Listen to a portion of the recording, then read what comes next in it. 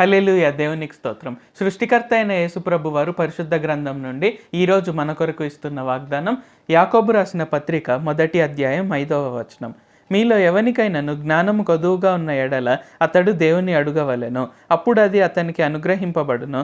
ఆయన ఎవనిని గద్దింపక అందరికిని ధారాళముగా దయచేయువాడు. సో ఈరోజు కనుక మనం చూసుకున్నట్లయితే దేవుడు మనల్ని జ్ఞానం గురించి ప్రార్థన చేయమని అడుగుతున్నారు. అంటే జ్ఞానం కొదువుగా ఉన్న ఎడల అంటే మనకు ఏదో ఒక విషయంలో ప్రతి ఒక్కరికి కూడా జ్ఞానం అనేది కొంచెం కొదువుగా ఉంటుందన్నమాట. సో ఇక్కడ మన ప్రతిరోజు ప్రేయర్ పాయింట్లో ఇది కూడా జతపరచాలన్నమాట. ఏంటంటే దేవా నాకు మీ జ్ఞానాన్ని దయచేయండి.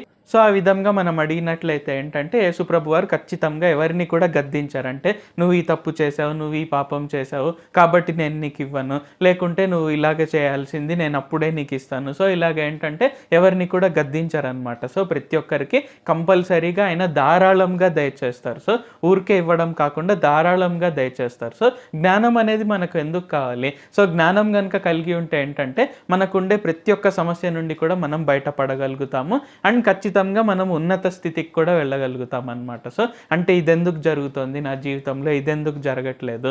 సో ఇలాగ మనం ఫర్ ఎగ్జాంపుల్ మనకు అప్పులు పోవడానికి ప్రార్థన చేస్తున్నట్లయితే మనకు క్లియర్గా తెలుస్తుంది అనమాట. సో దేవుని జ్ఞానం కనుక ఉన్నట్లయితే ఓకే దీనివల్ల నాకు అప్పులు అనేవి వచ్చాయి కాబట్టి ఈ పని నేను ఇంకెప్పుడు నేను చేయను. సో ఆ విధంగా మనం అప్పుల నుండి బయటపడతాం. సో అప్పులనే కాదు, సో ఏ విషయం మనం తీసుకున్నా కానీ ఆరోగ్యం కావచ్చు, ఐశ్వర్యం కావచ్చు, లేకుంటే వివాహం కావచ్చు, పిల్లల విషయంలో కావచ్చు, కుటుంబ పరంగా కావచ్చు, ఉద్యోగ పరంగా కావచ్చు. సో ఏ విషయంలో అయినా సరే యేసుప్రభు వారు ఖచ్చితంగా ఆయన జ్ఞానాన్ని మనకు ఇచ్చినట్లయితే ఖచ్చితంగా మనకు ఏ ఇష్యూ ఉండదు. సో ఏ విషయంలో కూడా ఏ ఇష్యూ లేకుండా మనం ప్రశాంతంగా మన జీవితాన్ని మనం జీవించవచ్చు. కాబట్టి ఈ వాక్యం మీరు వింటున్నట్లయితే ప్రతిరోజు కంపల్సరీగా దేవుని జ్ఞానం కొరకు ప్రార్థన చేయండి. సో ఆ విధంగా పైనుండి వచ్చు జ్ఞానం, దేవుని జ్ఞానం కనుక మీకు ఉన్నట్లయితే ఏ విషయంలో కూడా ఎటువంటి ఇబ్బందులు లేకుండా ప్రశాంతమైన జీవితం జీవించవచ్చు. ప్రార్థించుకుందాం.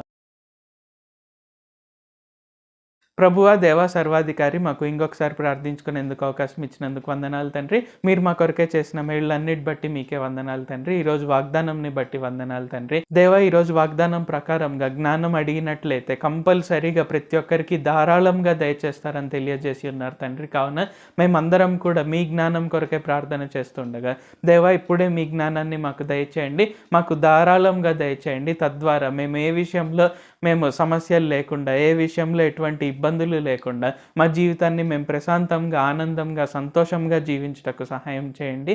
నజరేయుడైన సర్వశక్తి గల యేసుక్రీస్తు నామంలో ప్రార్థిస్తున్నాం తండ్రి. ఆమేన్. Thank you Jesus. దేవుడు మిమ్మల్ని ఆశీర్వదించును గాక.